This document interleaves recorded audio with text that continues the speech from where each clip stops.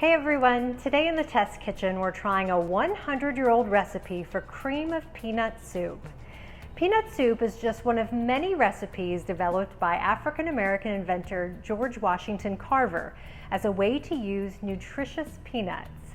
We're using a recipe from a 1914 Hamilton, Ohio Methodist Church cookbook. In 1914, you would save your animal bones and make a nice rich broth for the base of this soup. Now this recipe calls for the flavors of onion, celery, and bay leaf.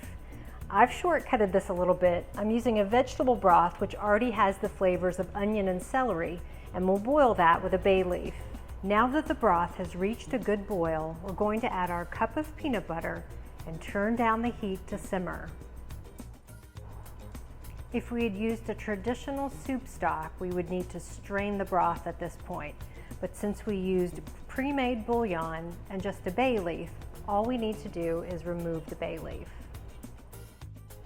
The last step is to stir in 2 cups of cream. I'm using half and half to lighten up the calories a bit.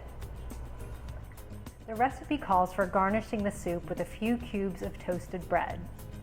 Now I've done that and it definitely tastes like a peanut butter sandwich soup. I felt that the soup was a little bit bland. If you wanted to make this a heartier soup, you could add things like a little bit of chopped kale toward the end of the cooking, and maybe some chopped peanuts. So I added some red pepper flakes and some cilantro, and it was the perfect flavor boost. I'd definitely make this again.